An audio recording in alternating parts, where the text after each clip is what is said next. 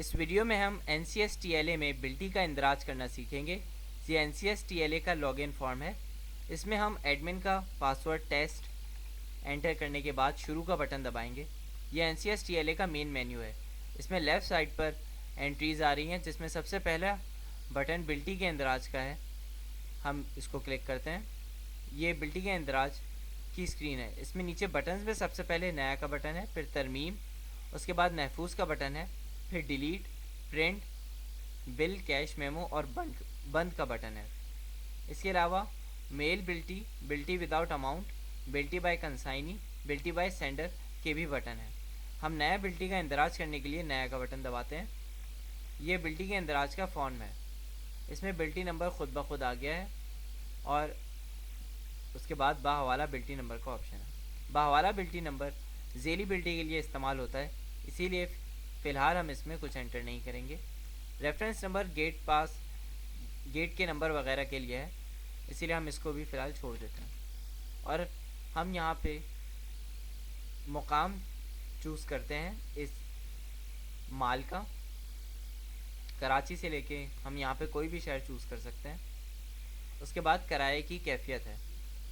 इसमें नकद bill बिल्टी, माहाना bill बिल्टी और गैर अदाशुदा बिल्टी के ऑप्शन हैं। फ़िलहाल हम नकद बिल बिल्टी सिलेक्ट करते हैं। उसके बाद अब हम यहाँ पे हम भेजने वाली पार्टी का नाम सिलेक्ट कर सकते हैं।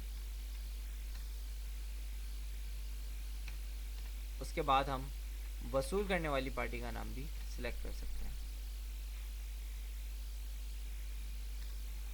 यहाँ पे हम ये भी सिलेक्ट कर सकते हैं कि हमें रेट किसके लगाने हैं इस माल पर, भेजने वाले के रेट लगाने या वसूल करने वाले के रेट लगाने। लेकिन ये नकद बिल बिल्टी है, इसमें बराह रास्त ही हम रेट एंटर करेंगे।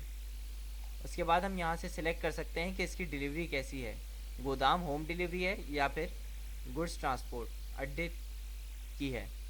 अब हम यहाँ पर अपने माल की तफसीलात दर्ज कर सकते हैं। सबसे पहले तादाद नग, उसके बाद रेट किस हिसाब से लगाने हैं। ये केजी के हिसाब से भी हो सकते हैं और कार्टन के हिसाब से भी। अगर हम यहाँ पर रेट केजी के हिसाब से सिलेक्ट करेंगे तो वज़न रेट से ज़रब होकर हमारा किराया निकलेगा, और अगर हम कार्टन सिलेक्ट करेंगे तो वज़न तादाद नग से ज़रब होकर किराया बनेगा।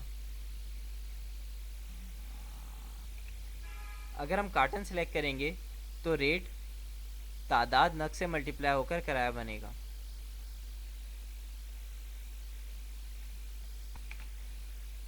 अब हम पैकिंग सिलेक्ट करते हैं। इसमें हम ड्रम सिलेक्ट कर लेते हैं। फिर हम यहाँ पर तफसील माल लिख सकते हैं कि ये किस शक्ल में है। हम यहाँ पे केमिकल लिख लेते हैं। अब यहाँ पर केमिकल लिस्ट में आ गया। हमने केजी का सिलेक्ट किया है, इसीलिए हम यहाँ पर वज़न डाल देते हैं। अब हम यहाँ पे जो रेट लगा रहे हैं हम वो एंटर कर लेते हैं। यहाँ पे हमारा किराया आ गया। उसके बाद अगर कोई मजदूरी है तो हम वो यहाँ पर दर्ज कर देते हैं।